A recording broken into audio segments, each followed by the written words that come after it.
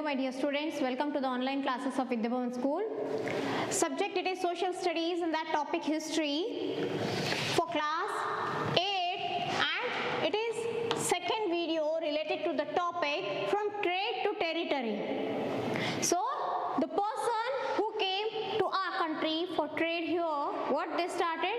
They started to establish their own territory. So the company establishes power, means how the company, here the name itself it is showing the company itself, it deals in business, as if you know company यानी जो business में deal कर रहा है वो business करने के लिए आया और उसने अपना power का establishment कैसे किया, इसका introduction हमने देखा in 1717 when Aurangzeb was the last powerful Mughal ruler. एक तो ये चीज हम ले सकते हैं कि very important point, because of this only it was possible. Other than this जो regional kings जो थे जो अपना power establish करना चाह रहे थे वो एक दूसरे से झगड़ रहे थे. इस टाइम में इन्होंने जब weak points देखे तो इंग्लिशर्स ने क्या किया, यहाँ पे अपना भी एस्टेब्लिशमेंट शुरू किया, पावर का एस्टेब्लिशमेंट यहाँ पे इन्होंने शुरू किया. तो इसके लिए इन्होंने क्या किया, what they did, they took the charter from queen Elizabeth and उस चार्टर के according they were having the monopoly right. But monopoly right इनका यूरोपियन से रहा कि कंपटीशन जो है वो यूरोपियन कंट्री से नहीं होगा. बट इनसे पहले ऑलरेडी जो स्थापित थे इंडिया में already who they established their power, who discovered the sea route, हमने देखा Vasco da Gama belonging to Portuguese. So from Portugal he came and he discovered a new sea route to India और in 1498 इनका port already establish हो गया था. कहाँ पे, गोवा में, ये भी हमने देखा. तो इंग्लिशर्स यहाँ पे 1600 में from the Cape of Good Hope इन्होंने भी अपना सी रूट यहाँ पे निकाला.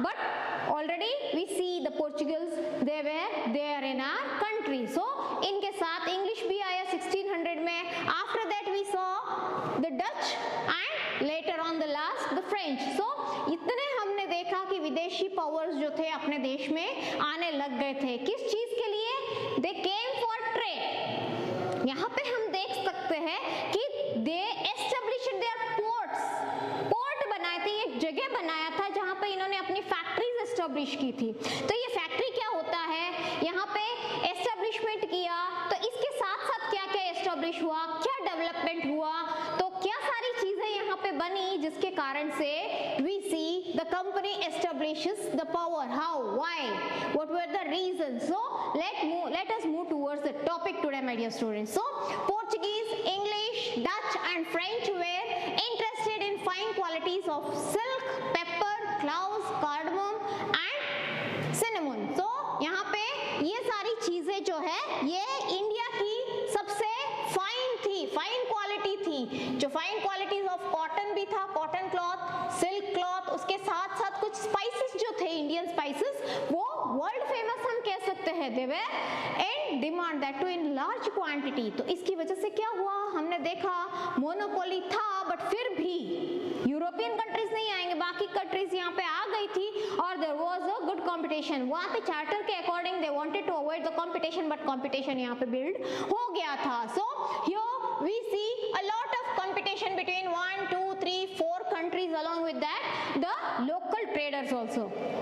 तो इन चीजों का जो डिमांड था वो बढ़ने लग गया. जैसे इन चीजों का डिमांड बढ़ने लगा तो ऑब्वियसली किसी चीज की डिमांड होती है तो ऑब्वियसली जैसे मार्केट में ही सही कोई चीज बिक रही है, उसकी डिमांड ज्यादा है तो उसको बेचने वाला भाव खाने लगेगा. भाव खाने लगेगा means he will go on raising the price. तो यहाँ पे उनकी प्राइसेस जो थी वो बढ़ने लगी. जो चीज है, जो प्राइस है वो यहाँ पे बढ़ने लगी लेकिन मार्केट प्राइस जो है वो सेम होने लगी तो प्रॉफिट यहाँ पे इनके कम होने लगा.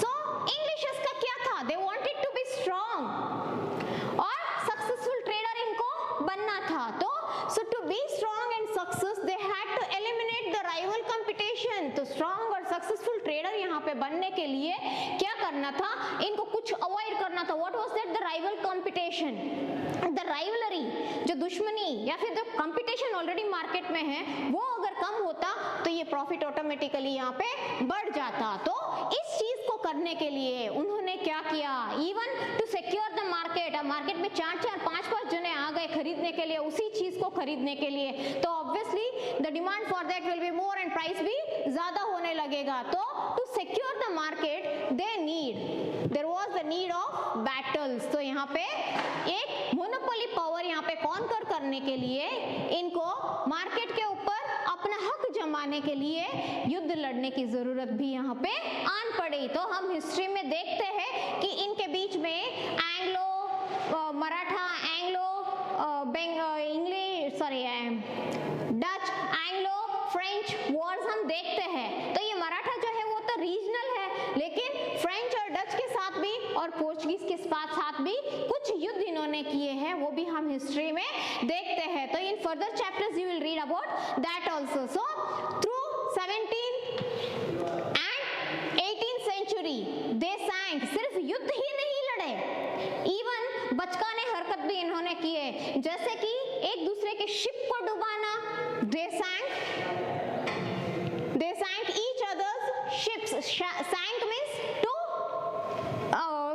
sink in the water, तो यहाँ पे इन्होंने एक दूसरे के शिप्स को डुबाए भी और ब्लॉकेडेड द रूट्स को यहाँ पे ब्लॉक करके रखा, यानी यहाँ से इनका शिप जाएगा तो उस पे ऑलरेडी हमला करके यहाँ पे, या फिर ऑलरेडी हमला करके उनका रास्ता वहाँ पे रोक देना। Even they prevented rival ships from moving with goods, even goods से जो अगर शिप जा रहे हैं तो उनको भी यहाँ पे रोक देते थे, किसी ना किसी चीज से हमला कर देते थे, और कभी कभी विथ गुड्स उनको डुबोया भी जाता था, लूट भी होती थी। इस तरह से हमने बचकाने हरकत इन पास्ट देखा, जब when there was a competition between these four countries. So next, the trade with arms now started. तो इन सारी चीजों से बचने के लिए now the trade of goods was took with the help of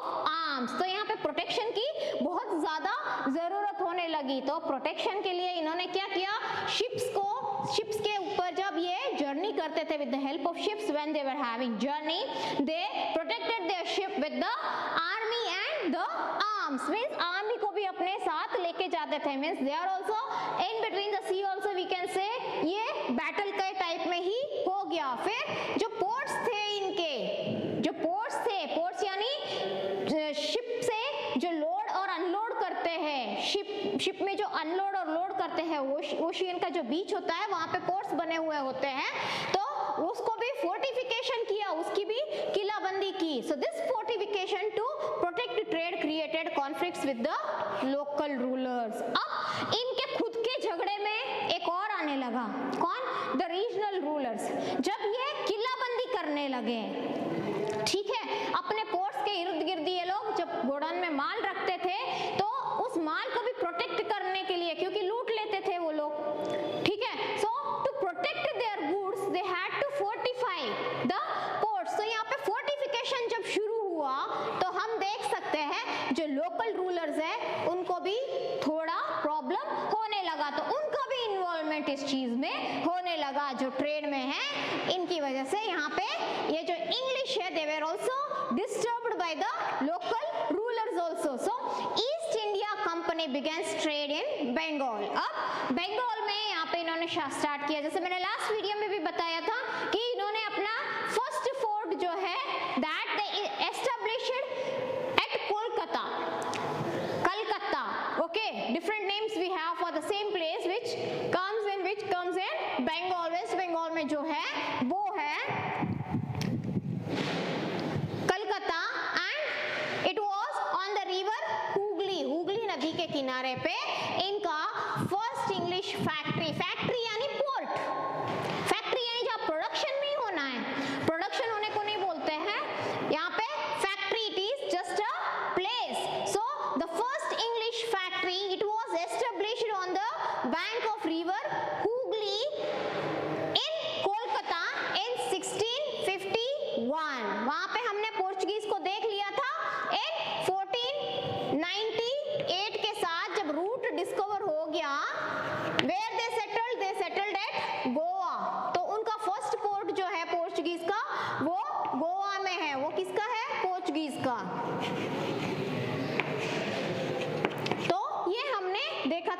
video में। तो इनका फर्स्ट पोर्ट जो है वो हुगली नदी के किनारे पे कोलकाता में। The important GK question, it is this and this. So the factory, it was the base for company traders.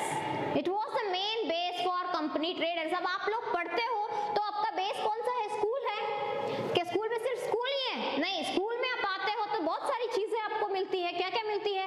Teachers मिलते हैं, बिल्डिंग्स मिलते हैं, फर्नीचर मिलते हैं, सारे जो भी सुविधाएं है एक एजुकेशन से रिलेटेड सारी चीजें मिल जाती है obviously, is it? So in the same way यहाँ पे फैक्ट्री मीन्स ये एक बेस था जो फॉरेन कंट्रीज के लिए था, जो इंग्लिशेस के लिए था, जहाँ पे क्या सारी चीजें थी?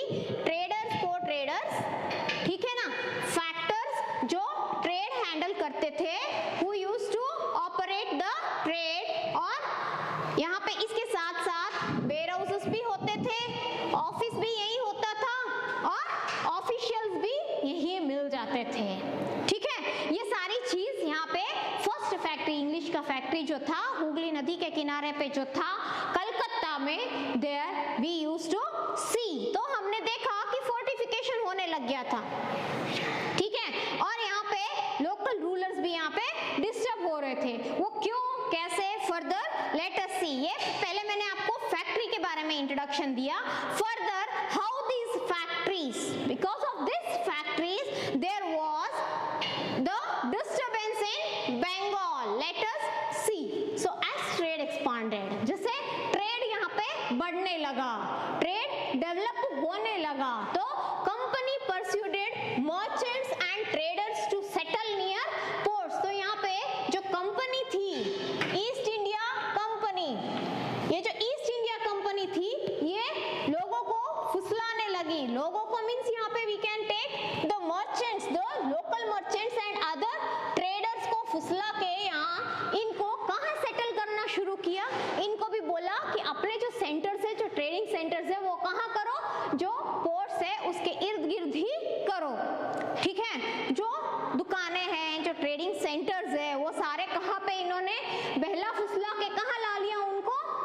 नियर देयर सेटलमेंट, जहाँ पे ये सेटल हो गए हुए थे, जहाँ पे इनकी फैक्ट्री इंस्टॉल हुई थी वहां पे। So fortification from port expanded around the settlement. So धीरे धीरे बहुत सारे ट्रेडर्स, मर्चेंट्स, उन्होंने अपना सेटलमेंट कहाँ शुरू किया? जस्ट पोर्ट के आसपास, ठीक है। अब ये अपनी स्कूल है, स्कूल के आसपास हमने बोल दिया बुक स्टॉल वाले हैं, नाश्ते वाले हैं, कैंटीन बढ़ा दिया, ये सारी चीजें जो भी स्कूल से रिलेटेड जो भी हेल्पफुल चीजें हैं, ये अपने स्कूल के इर्द गिर्द हमने कर दिया, तो स्कूल की बाउंड्री बढ़ गई।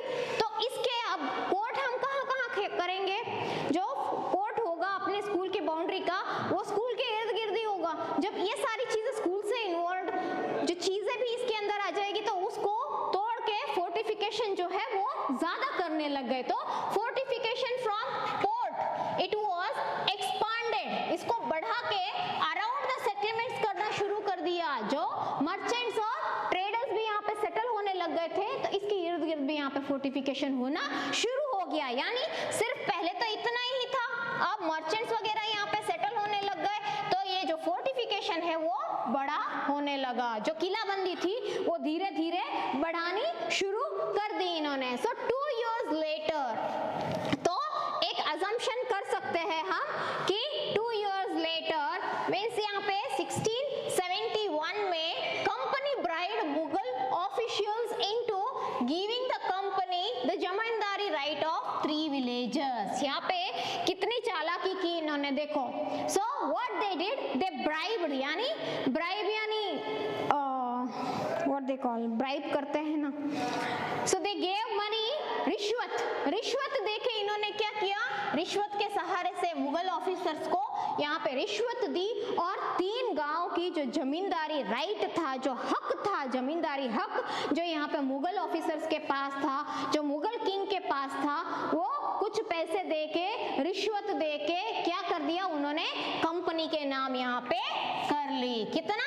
3 villages। सो 3 villages का राइट यहाँ पे इन्होंने ले लिया। तो ये तो शुरू में बहुत हो गया। सो कालीकत्ता, सो Kalikata at recent it is known as Kolkata was one among them। तो ये जो कलिकत्ता है वो एक छोटा सा विलेज था उस टाइम में. What now? It has been developed in a such a way that today it is an union, sorry, capital it is. One metropolitan city it is. तो metropolitan cities में एक कलकत्ता भी आता है. So company also persuaded the Mughal emperor Aurangzeb to issue फरमान. जैसे charter है, ये भी एक रिटन डॉक्यूमेंट है जिसमें यहाँ पे grant the company the legal right to trade that too duty free. यहाँ पे फरमान जारी करवाया. किसने?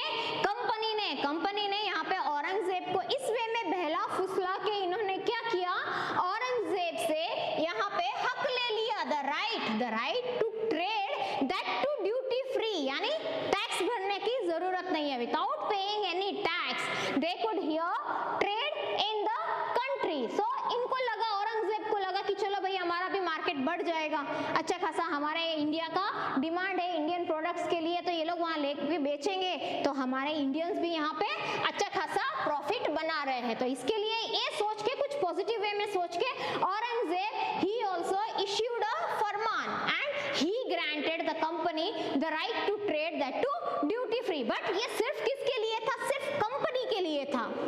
That was only for the company and the company traders.